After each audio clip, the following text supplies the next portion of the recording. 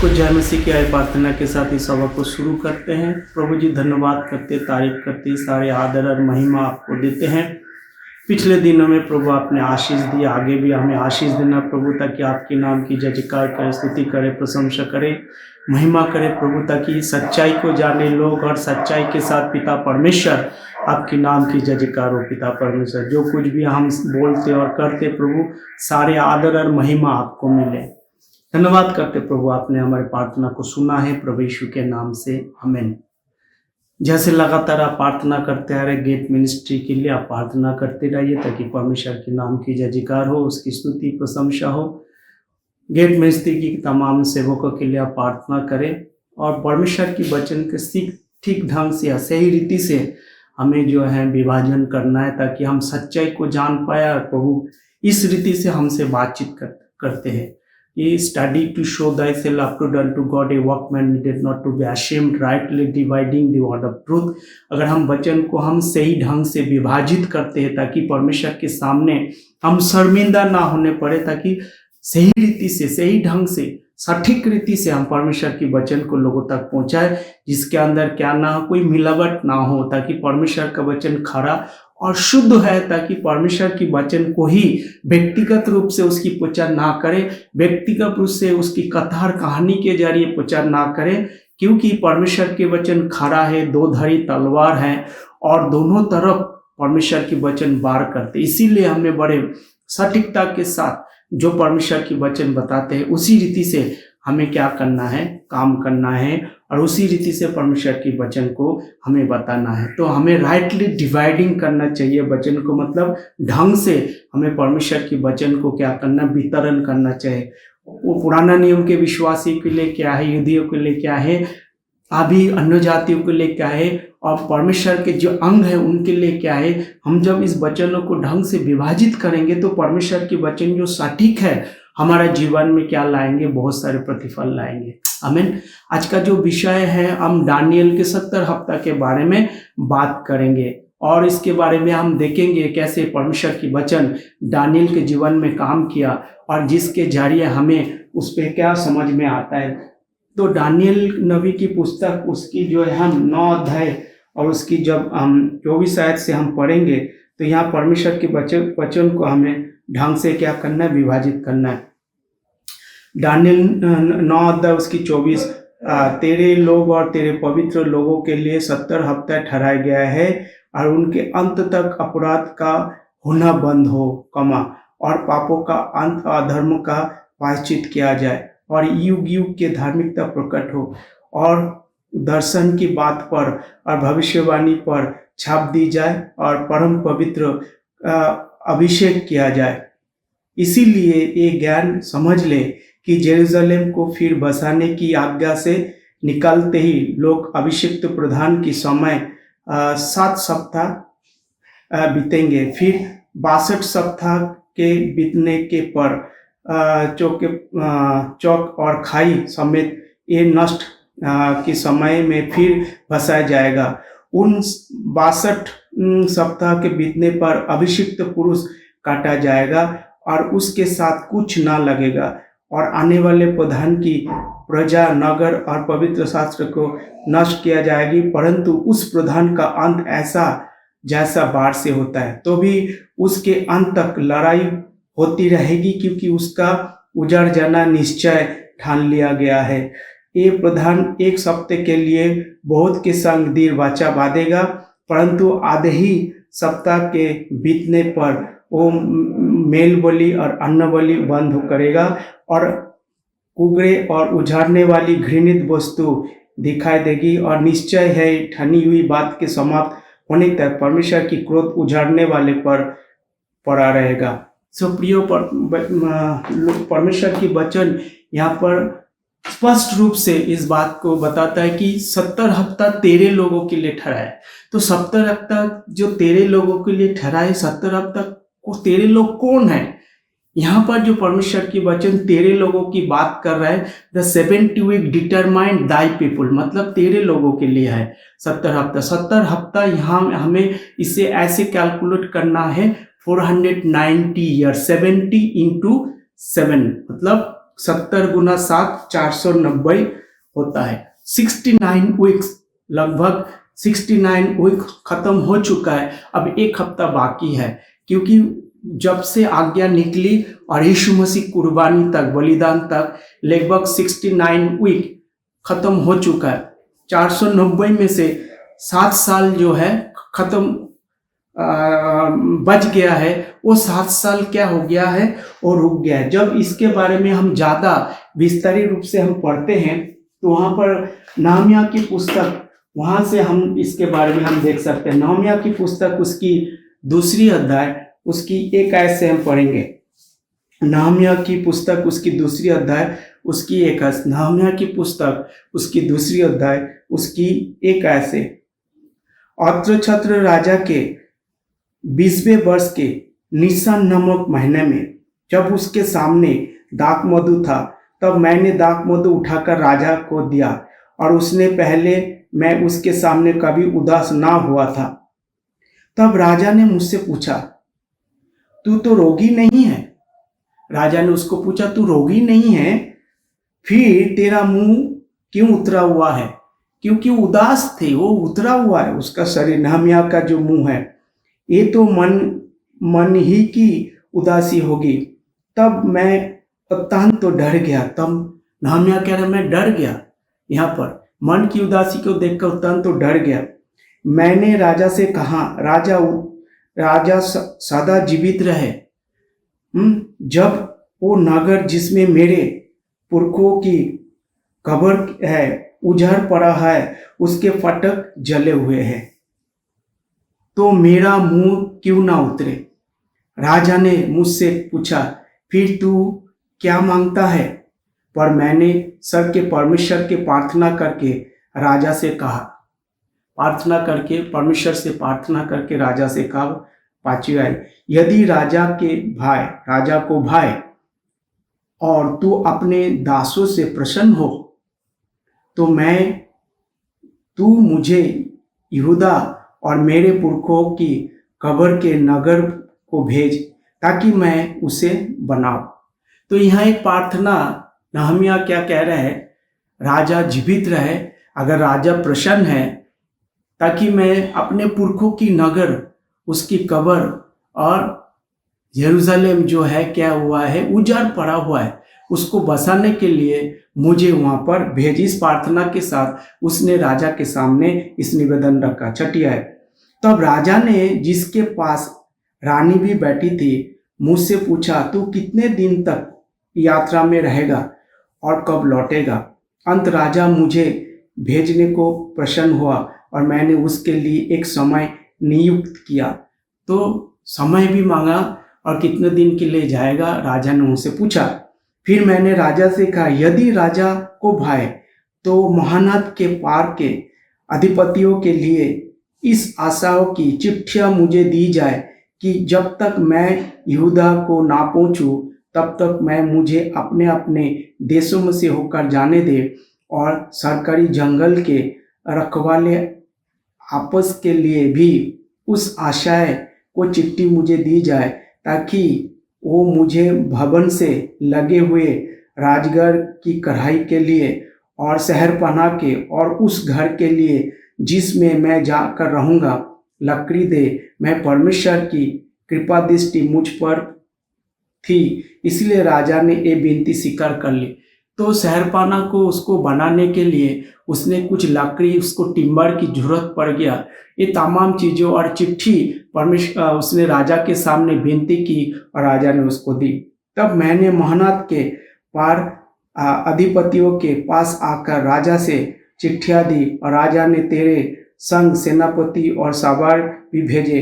ये सुनकर एक मनुष्य इज़राइल के कल्याण के उपाय करने को आया है। हरोनी संबलत और तोबियत नामक कर्मचारी जो अम्मोन था, उन दोनों को बहुत बुरा लगा। तो यहाँ पर हमने देखा है कि नहम्याह जो है, यरूशलेम जो उजाड़ पड़ा हुआ है, उसको सुधारने के लिए राजा के सामने क्या किया, विनती की। क्योंकि उस विनती को सुनकर राजा ने उसको क्या कर दिया, पत्र दे दिया, एक तरह की पासपोर्ट दिया ताकि उसको कोई डिस्टर्ब ना करे, ताकि आसानी से उसको जो जो कुछ भी चाहिए वो तमाम चीज़ों को पाने के लिए वो क्या करे, राजा के सम्मुख जाए और तमाम चीज़ों को लेकर दूसरे देश में जाते हुए जब वो जाते हैं और तमाम जो कुछ भी लोग ऑफिसर्स और अधिकारी लोग हैं उनको चिट्ठी देकर उनको जो सामान की आवश्यकता पड़े वो लेकर उस शहरपनाह को क्या करने लगे, वो वहाँ को बनाने के लिए, जेरूसलम की स्थिति को बनाने के लिए क्या हुआ, तमाम चिट्ठी लेकर और उसको तमाम जो चीज़ों चाहिए उसको बनाने के लिए चल पड़े। तो यहाँ ये तमाम जो लेकर उसके बाद शहरपनाह बनने जो आज्ञा निकली है 70 हफ्ता तेरे लोगों के लिए, उसके बाद क्या 60 हफ्ता और 2 हफ्ता 62 हफ्ता, उसके बाद 7 हफ्ता 69 वीक्स। तब उसके बाद वो जब आए उसके बाद क्या हुआ, यीशु मसीह आया और वो अभिषिक्त पुरुष कौन है, प्रभु यीशु मसीह। और यीशु मसीह मनुष्य जाति के लिए क्या हो गया है, वो बलिदान हो गया है। और वो 69 वीक्स जब पूरा हो चुका, जो भविष्यवाणी था वो जो पूरा हो चुका, उसके बाद क्या हुआ, वहाँ पर इंटरवल आया। मतलब क्या है, एक रुकावट आया। और रुकावट क्या है, जो प्रोग्राम परमेश्वर की प्रोफेसी वो 69 वीक में रुक गया है। 490 ईयर्स में से 7 को घटा दे, वो रुक गया है 490। तो प्रियो भाई बहनों, 1 हफ्ता अभी भी बाकी है ताकि वो परमेश्वर की जो भविष्यवाणी है वो पूरा होने के लिए। परंतु यहाँ पर 1 हफ्ता कब पूरा होगा, जब जो है बीच में यहूदी लोग, पुराना नियम के जो विश्वासी है, यहूदी है, उन्होंने क्या किया, पवित्र आत्मा को स्वीकार नहीं किया, प्रभु यीशु मसीह को स्वीकार नहीं किया, पिता परमेश्वर यहोवा परमेश्वर का वचन को उसने माना नहीं है और आपने अपना मार्ग लिया है। जब तीनों को उन्होंने इनकार कर दिया तो ये प्रोग्राम जो है रुके हुए।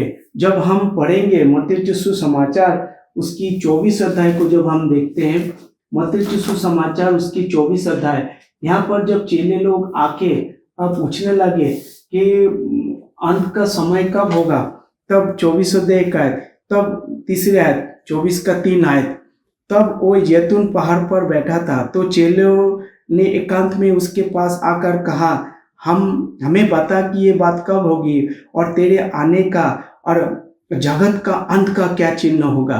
तो चेले लोगों ने यीशु मसीह के आकर पूछा, जगत का अंत का क्या चिन्ह होगा। यीशु ने उनको उत्तर दिया, सावधान रहो, कोई तुम्हें भरवा ना पाए। तो यहाँ पर परमेश्वर एक चेतावनी दे रहा है, एक क्याशुन दे रहा है कि सावधान रहो, तुम्हें कोई भरमा ना पाए, क्योंकि भरमाने वाले बहुत है। लोग जो है गलत शिक्षाओं में जाकर क्या करेंगे, परमेश्वर से दूर होंगे, क्योंकि बहुत से ऐसे होंगे जो मेरे नाम से आकर कहेंगे मैं मसीह हूँ और बहुत को भरमाएंगे। इसीलिए यीशु मसीह ने यहाँ पर चेतावनी दी चेले लोगों, तो तुम लड़ाई और लड़ाई की चर्चा सुनोगे तो घबरा ना जाना, क्योंकि इनका होना अवश्य है, परंतु उस समय अंत ना होगा। ये सब शुरुआत है, अंत ना होगा, क्योंकि जाति पर जाति, राज पर राज चढ़ाई करेगा और जगह जगह के अकाल पड़ेंगे, भूकंप होंगे, ये सब बातें पीड़ाओं की आरंभ होगी। तभी क्लेश देने के लिए मुझे पकड़ाएंगे और मुझे मार डालेंगे और मेरे नाम के कारण सब जाति लोग मुझ पर बैर रखेंगे।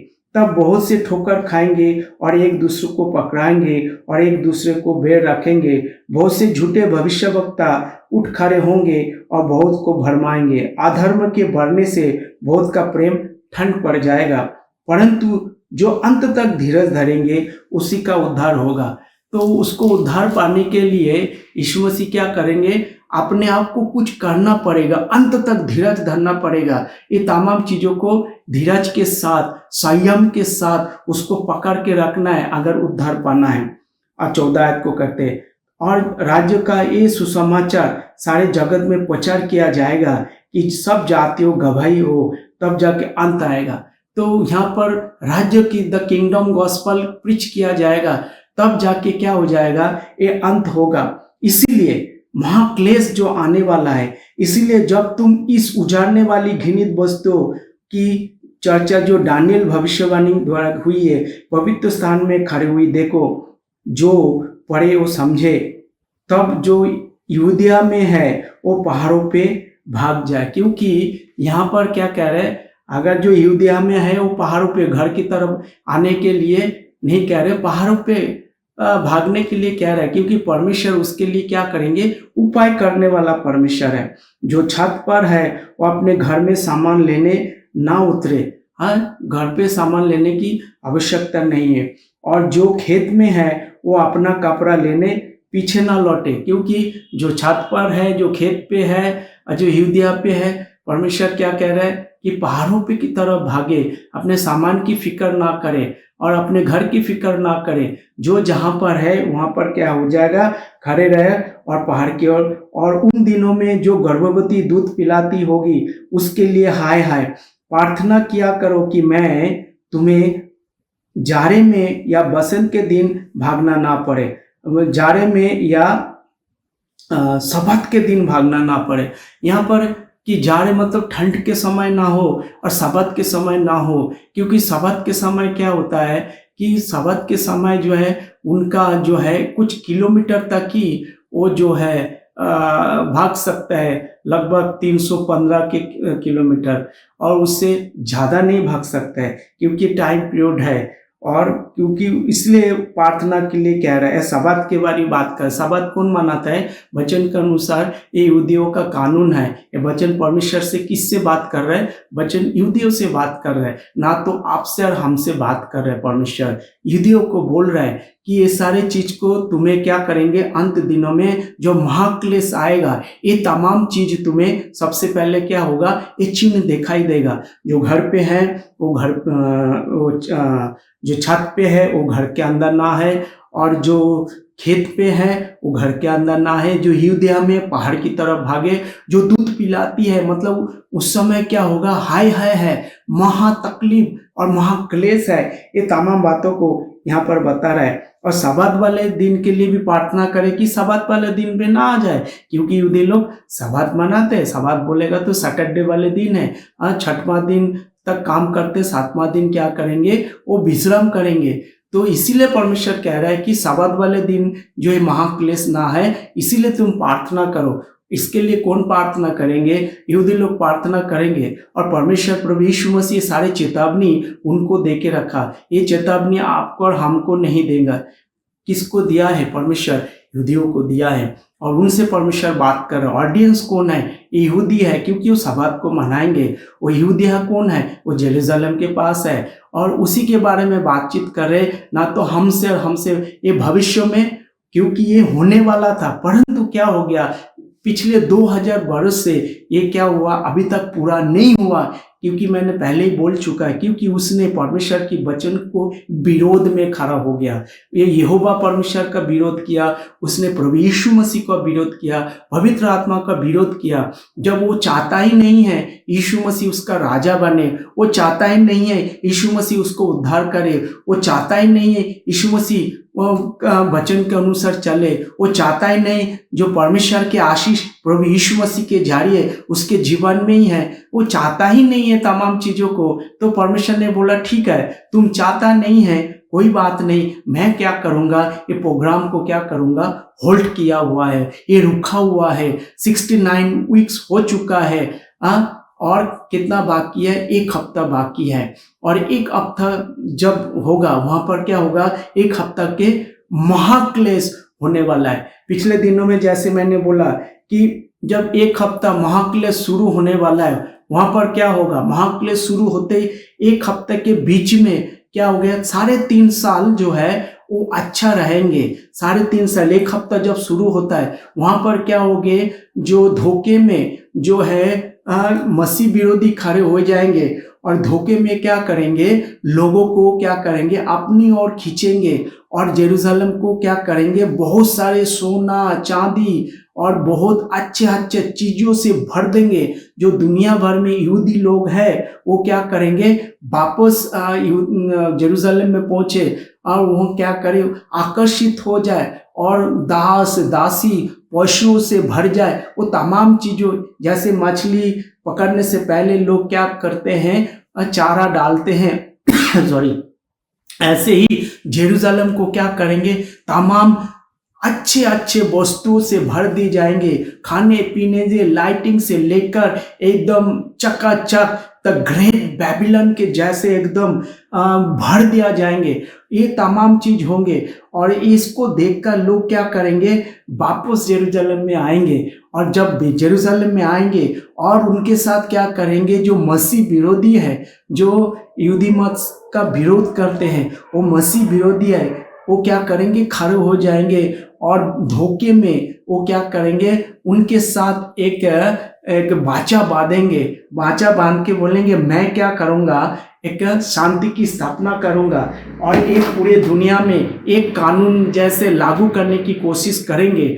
और ये 3.5 साल तक चलेगा, क्योंकि लिखा हुआ है, अभी अभी जब हमने दानिएल नबी की पुस्तक में पढ़ा था, हाँ, एक हफ्ता शुरू, उसका आधी हफ्ता बीतने के बाद, मतलब 3.5 साल के बीतने के बाद क्या होगा, एक महाक्लेश शुरू हो जाएंगे। वो 3.5 साल क्या हो जाएगा, बहुत अच्छा रहेंगे। इसके बारे में अगर हमें ज्यादा जानना है, हम प्रकाशित वाक्य उसकी 13 अध्याय को हम पढ़ेंगे ताकि आपको समझ में आ जाएंगे। तो 3.5 साल के बीतने के बाद एक महाक्लेश जो है वहां पर आ जाएगा। सो तब मैं, प्रकाशित वाक्य 13 अध्याय 1 आयत, तब मैंने एक पशु को समुद्र में से निकलते हुए देखा, जिसके 10 सींग और 7 सिर है। उसके सिरों पर 10 राजमुकुट और उसके सिरों पर परमेश्वर के निंदा के नाम लिखे हुए हैं। जो पशु मैंने देखा वो चीते के समान था और उसके पांव भालू के से थे और मुंह सिंह का सा था। और उस अजगर ने अपनी सामर्थ्य और अपना सिंहासन और बड़ा अधिकार उसे दिया है। उसको अधिकार दे गया है, सारे अधिकार परमेश्वर के पास है। परमेश्वर ने किसको दिया है, उसको अधिकार दिया है। किसको दिया है, शैतान को अधिकार दिया है। मैंने उसके सिरों में से एक पर भारी घाव लगा देखा, मानो कि वो मरने पर है। उसके सिर पे क्या है, भारी घाव है, मानो कि वो मरने पर है। फिर उसका प्राण घातक घाव अच्छा हो गया।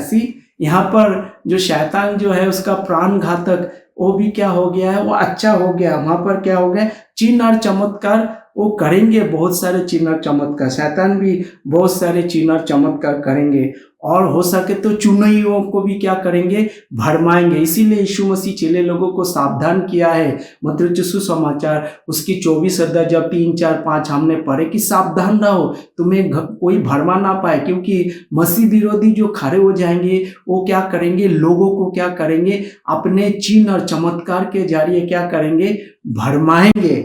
और ऐसे ही लिखा हुआ है, और पृथ्वी के लोग उस पशु के पीछे पीछे अचम्मा करते हुए चले। परमेश्वर को छोड़कर उस मसीह विरोधी के पीछे पीछे चलेंगे, उसकी जय जयकार करेंगे। परमेश्वर की जय जयकार के बदले से उसकी जय जयकार करेंगे। लोगों ने अजगर की पूजा की और उसका आराधना लोग करेंगे, शैतान की आराधना करेंगे, क्योंकि उसने पशु को अपना अधिकार दे दिया है। सारे अधिकार उस जो है मसीह विरोधी जो शैतान है, लोगों ने अपना अधिकार उसको दे दिया है। और एक कहकर पशु की पूजा, और उस पशु के समान कौन है और कौन उसके लड़ सकता है। तो सोचता है कौन है होगा और इसके साथ कौन लड़ सकता है। मतलब एक घमंड से लोग जो हैं उसके पीछे चलेंगे और घमंड से भर जाएंगे। बड़े बोलते और निंदा करने के लिए एक मुंह दिया गया है और उसे 42 महीने तक, जैसे मैंने बोला है 3.5 years, 42 महीना, 3.5 साल, 42 महीना तक क्या होगा, काम करने का अधिकार दिया गया उसको। 42 महीने तक, 3.5 साल, जैसे दानिएल नबी की पुस्तक में मैंने 24, 25, 26 और 27 में पढ़ा, 27 आयत में हमने पढ़ा कि 3.5 साल, 42 महीना तक उसको काम करने के लिए अधिकार दिया गया, उससे ज्यादा नहीं, उसका लिमिटेशन है। और उसी लिमिट में वो क्या करेंगे, दुनिया के अंदर एक महाक्लेश वो करेंगे। और उसने परमेश्वर को निंदा करने के लिए मुंह खोले और उसके नाम और उसके तंबू, अर्थात परमेश्वर को भलाई करने के वजह से वो क्या कर रहे हैं, परमेश्वर की यहाँ पर निंदा कर रहे हैं। और स्वर्ग के रहने वालों को निंदा करे।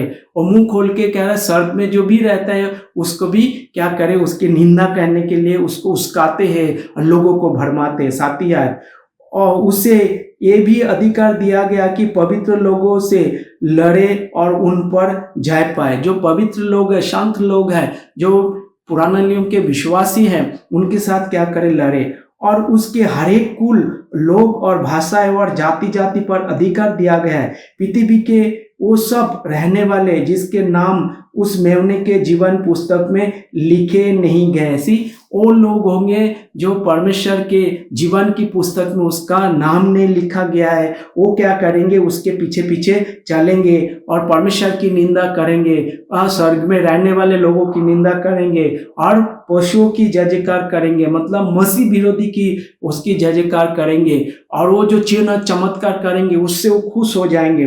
पृथ्वी के 8 है, पृथ्वी के ये सब रहने वाले जिनके नाम पर मेमने के जीवन पुस्तक में लिखे गए, उस जगत की उत्पत्ति समय से घात हुआ है, उस पशु के पूजा करेंगे जिसके कान है वो सुन ले। वो परमेश्वर के छोड़कर उसकी प्रशंसा करेंगे, उसकी आराधना करेंगे, उसकी स्तुति करेंगे, उसकी महिमा करेंगे।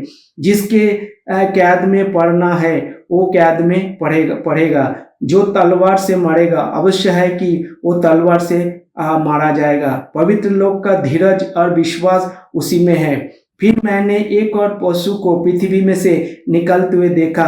उसके मेमने में से 2 सिंग थे और वो अजगर के सामना बोलता था, अजगर के समान बोलता था। और ये जो मूर्तियां हैं वो क्या करेंगे, बोलने भी लगेंगे। प्रियो, वहां पर चिन्ह और चमत्कार होगा। तो इसीलिए यीशु मसीह ने चेतावनी दे रहा है कि ऐसे झूठे भविष्यवक्ता और ये झूठे प्रचारों से इंसान को बचने के लिए चेतावनी दिया जा रहा है। ये उसे पहले पशु का सारा अधिकार उसके सामने काम में लगाता था और पृथ्वी उसके रहने वाले उसे पहले पशु की जिसका प्राण घातक घाव अच्छा हो गया था पूजा करता था। क्या प्राण घातक घाव भी वो भी अच्छा हो गया था जो, और वो बड़े बड़े चिन्ह दिखाता था। क्या करते हैं, चिन्ह और चमत्कार से रहेंगे वो 3.5 साल। तो शुरुआत की 3.5 साल नहीं, शुरुआत की 3.5 साल अच्छा रहेंगे। जब 70 हफ्ता का 1 हफ्ता जब शुरू होंगे, शुरुआत की 3.5 साल अच्छा रहेंगे। वो शुरुआत के 3.5 साल बीतने के बाद वो जो 3.5 साल होगा वहां पर क्या करेंगे, वो चिन्ह और चमत्कार होगा। जहां तक कि मनुष्य के सामने स्वर्ग से पृथ्वी पर आग बरसा देता है, तो ऐसे महान स्वर्ग से क्या होंगे, पृथ्वी पर आग भी बरसाएंगे। और इन चिन्हों के कारण जिन्होंने उस पशु के सामने दिखाने का अधिकार उसे दिया गया था, वो पृथ्वी के रहने वाले वो भरमा था।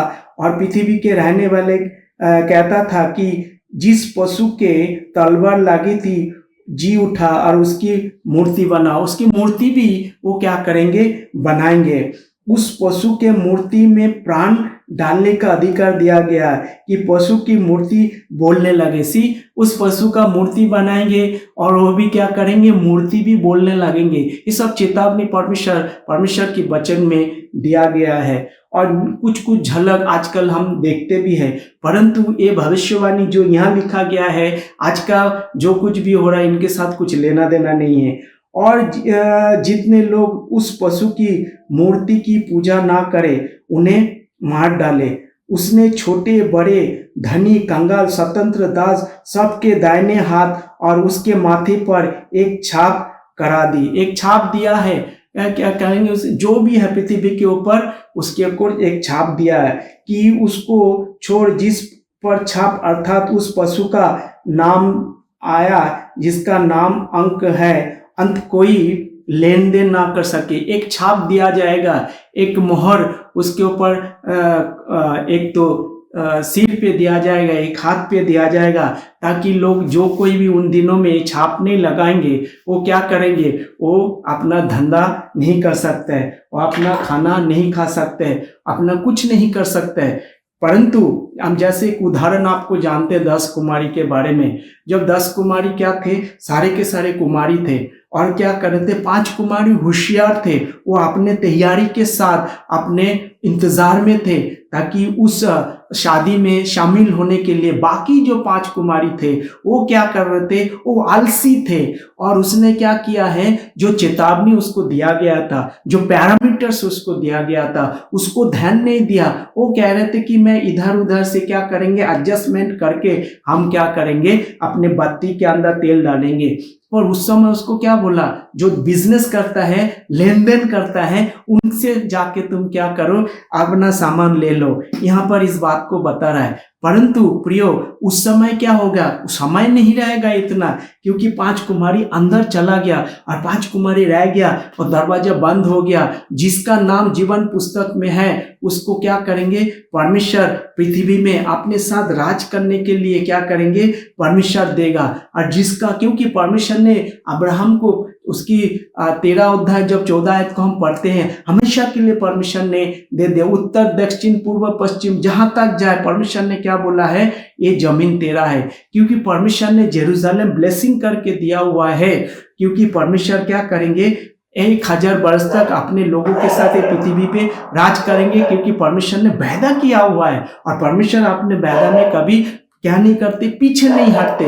परंतु ये जो प्रोग्राम है, परमेश्वर की प्रोग्राम, दानियल की 70 हफ्ता क्यों अभी तक पूरा नहीं हुआ है, क्योंकि उनके negligence, ignorance, they deny the power of the Lord. लोगों ने क्या किया, अनदेखा किया, परमेश्वर को नहीं जाना, परमेश्वर की वचन को नहीं माना, परमेश्वर की बातों को नहीं माना, परमेश्वर की आज्ञाओं को नहीं माना, वचन के अनुसार नहीं चला। अपने अपने लोगों ने मार्ग लिया, यीशु मसीह को मार दिया। उसने वचन को जो बोला है उसको छोड़कर उसने कुकर्म में दूसरे दिशा में चला गया है। इसीलिए प्रोग्राम होल्ड किया गया है, खत्म नहीं हुआ है। और क्या कहते हैं, तो उन दिनों में जो वो मार्क लगाएगा वो क्या करेंगे, अपने बिजनेस करेंगे, अपने खाने पीने और सब करेंगे। परंतु जो अगर वो मार्क नहीं लगाएंगे उसको क्या होगा, उसको कुछ नहीं दिया जाएगा।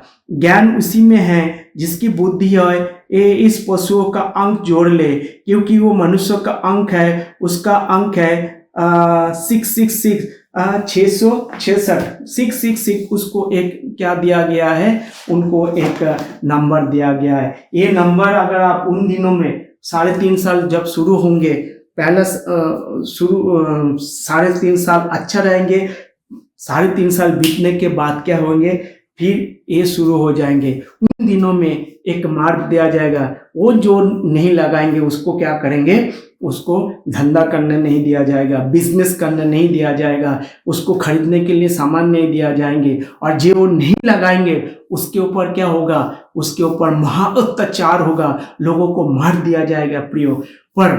प्रियो मैं आपसे ही कहना चाहूंगा, आज के दिन में आपको चिंता करने की आवश्यकता नहीं। सिंपल आप भी क्या करना है, विश्वास करना है। पहला कोरिन्थियों की पुस्तक उसकी 15 अध्याय उसकी 1 से लेकर 4 आयत तक परमेश्वर की वचन में लिखा है कि यीशु मसीह मारा गया, गाड़ा गया, तीसरे दिन जी उठा। जो कोई विश्वास करेंगे परमेश्वर उसको क्या करेंगे, अनंत जीवन देंगे। आपको परमेश्वर, आपके पापों को परमेश्वर क्या करेंगे, याद नहीं करेंगे। आपको पापों को परमेश्वर क्या करेंगे, मिटा डालेंगे। आपको पापों को परमेश्वर क्या करेंगे, कब्र में दफन कर देंगे। जो कुछ भी आपका आपने पाप किया है परमेश्वर आपको क्या करेंगे, शुद्ध करेंगे। और परमेश्वर क्या करेंगे, पवित्र आत्माओं से आपसे भर देंगे। ये विश्वास से होता है प्रियो, ये विश्वास करने से होता है। परंतु उन दिनों में ये सारे सुविधाएं अन्य जाति को नहीं दिया गया था, क्योंकि सारे भविष्यवाणियों जो है परमेश्वर पुराना नियम के विश्वासी के साथ परमेश्वर ने किया था। जब मत्ती सुसमाचार उसकी हम 6 अध्याय में पढ़ते हैं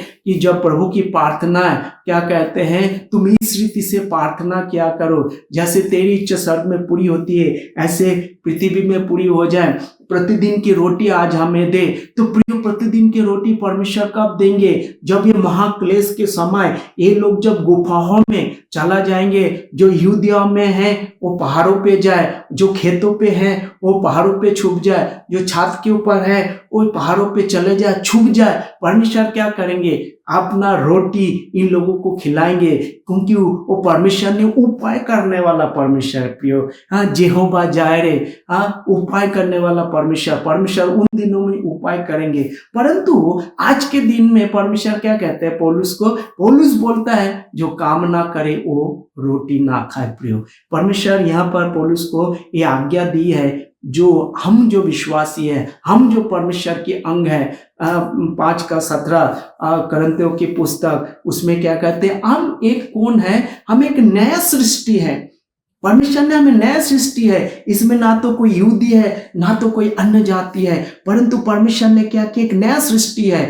आज परमेश्वर के सामने कोई सुपीरियर नहीं है। परमेश्वर आज के दिन में सबको एक जैसा देखता है। केवल आपको क्या करना पड़ेगा? विश्वास से आपको क्या करना पड़ेगा? प्रभु के पास आना है। विश्वास करने से आपको क्या मिलता है? अनंत जीवन मिलता है। जब आप विश्वास करते, एफिसियों की पत्री उसकी 1:13 में लिखा है, परमेश्वर ने पवित्र आत्मा से हमें भर देता है। और एफिसियों की पत्री उसकी 4:30 में लिखा है, परमेश्वर ने पवित्र आत्मा को शोकित मत करो, क्योंकि जब हम विश्वास करते हैं परमेश्वर हमें, हमारा क्या होता है? बपतिस्मा होता है, इमर्शन मतलब वचन में डूबना। तो हमेशा इस चीजों को हमें टर्म्स को समझ में लाना है। हमारा बपतिस्मा कैसे होता है? वचन से होता है। 1 कोरिन्थियों की पुस्तक उसकी 12:13, जब हम विश्वास करते हैं हम पवित्र आत्मा से, यानी पवित्र आत्मा क्या है? परमेश्वर की वचन है, जो परमेश्वर की मुंह से निकला हुआ वचन है, उससे हमारा बपतिस्मा होता है। हम विश्वास करने से होता है प्रियो। जब हम विश्वास करते हैं, परमेश्वर ने जो पौलुस को चुनकर एक उपाय किया है, विश्वास करने से हमें क्या मिलता है? अनंत जीवन मिलता है। परंतु पुराना नियम के विश्वासी को क्या करना है? उसको सबसे पहले विश्वास करना है, उसके बाद कर्म करना है, उसके बाद परमेश्वर की आज्ञा को मानना है, तब जाके वो क्या करेंगे? कर्म भी करेंगे, अनुग्रह भी पाना है, विश्वास भी करना है, अंत तक धीरज धरना है। तब जाके जो प्रोसेस है, एंटायर प्रोसेस को फॉलो करके उसको उद्धार करने के लिए मिलता है। परंतु हम जो आज के दिन में हम विश्वासी हैं, हमें क्या करना है? केवल विश्वास करना है प्रिय भाई बहनों, केवल विश्वास करना है। परमेश्वर आपको गिफ्ट के तौर पर, तोहफा के तौर पर एक अनंत जीवन देता है, जो हम कमा नहीं सकते, जो हम अपने कर्म से कमा नहीं सकते, ये परमेश्वर स्वयं देता है। तो आज उद्धार आपके लिए अवेलेबल है। आज का दिन उद्धार का है, अभी का समय उद्धार का है। जो आप विश्वास करते, परमेश्वर ने आपको एक स्वर्ग देता है। जो परमेश्वर ने पुराना नियम के विश्वासी यहूदियों को परमेश्वर ने क्या कर दिया है? पृथ्वी आशीष करके दिया है। हम जो विश्वासी है, हम विश्वास करने से हमें स्वर्ग आशीष करके दिया है प्रियो। एफिसियों 1:10 में जब हम पढ़ते, जब समय आएंगे परमेश्वर क्या करेंगे? इकट्ठा करेंगे स्वर्ग और पृथ्वी। हम जानते हैं एक नया पृथ्वी बनेगा, एक नया स्वर्ग बनेगा। पतरस क्या कहते हैं? ये पूरा जो चीज हम पृथ्वी के अंदर देख रहे हैं, ये सारे के सारे मेल्ट हो जाएंगे, पिघल जाएंगे, खत्म हो जाएंगे, कुछ भी नहीं बचेंगे। इसीलिए दुनिया की चीजों पर हमको क्या नहीं करना है? मन नहीं लगाना। Do not love the world और the things of the world. Anyone love the world, love of the father is not within him. तुम ना तो संसार से और संसार की कोई वस्तु से प्रेम रखो। जो संसार से और संसार की वस्तु से प्रेम रखता है, पिता का प्रेम उस पे नहीं है। So we were the separate people. ये विश्वास से होता है। आज आपका उद्धार है प्रियो, इसीलिए उस उद्धार को आप मुफ्त में प्राप्त करें। ये वचन जितने लोग आप सुन रहे हैं प्रियो, सबको पहुंचाए, सबको उद्धार मिले। आइए प्रार्थना के साथ इस सभा को खत्म करते हैं। निरंतर आप गेट मिनिस्ट्री के लिए प्रार्थना करें। धन्यवाद करते प्रभु, आपसे हमसे बोलो और बातचीत की। प्रभु यीशु के नाम से आमीन।